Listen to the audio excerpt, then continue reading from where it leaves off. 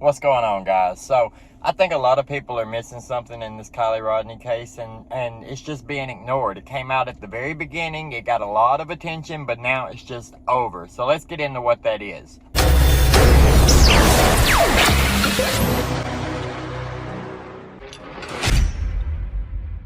Mr. Ronnie Jones, right?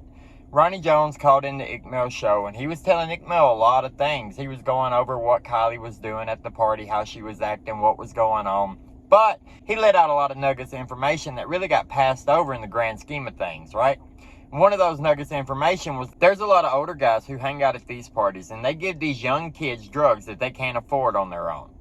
The reason they do that is because then they get attention from the young girls. They get to look like the cool guy. They're selling packs to the young guys, and they're giving it for free to the young girls, getting the young girls ready and hooked and want more. Then when the young girls comes back to want more, they're like, hey, we got to have money for it now. And they're like, I ain't got money. So then he's like, hey, well, what are you going to do for me that I can do this for you? That's how it is. That's a predator. That's cut clear. Ain't no doubt about it. That's a predator. I've seen it before with my own eyes at my own places where I used to hang out. I've seen it. I've called it out before. I've had problems with it. Everybody's letting that shit go by the wayside. How are you letting that go by the wayside? That's a big deal. Ronnie Jones, take him for what you want to take him for, whatever. But this guy says that the community knows about it.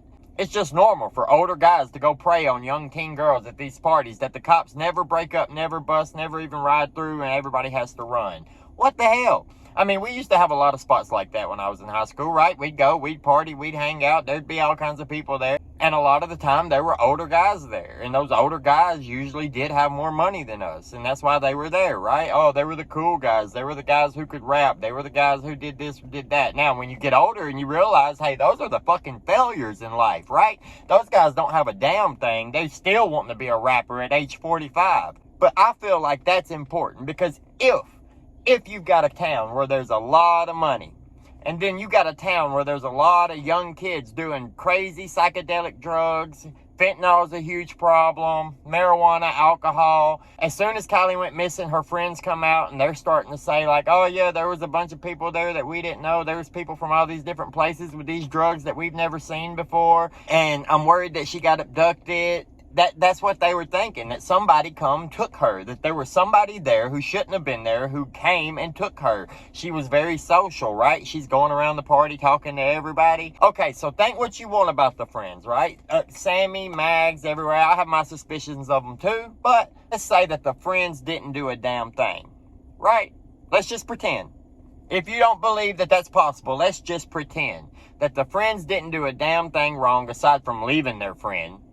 There's no ifs, ands, or buts about that. That's fucked up. You don't leave her there after the situation you just described to us, okay?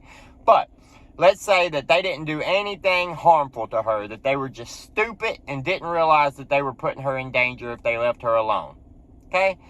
And let's say that they were being honest about these guys being at the party. All these extra people and all these extra drugs. And let's say that Ronnie Jones was being honest when he said that it's been like that for years. Even when he used to go out there, it was like that. Let's say that shit was real. So then who has the most reason if something happened to the girl, if she did overdose, since they didn't test for fentanyl and they didn't test for a lot of other drugs like the psychedelics and shit that they're talking about that's rampant in the community, okay? We didn't test for none of that shit. We did a baseline drug test like you're getting a job. That's what they did, right?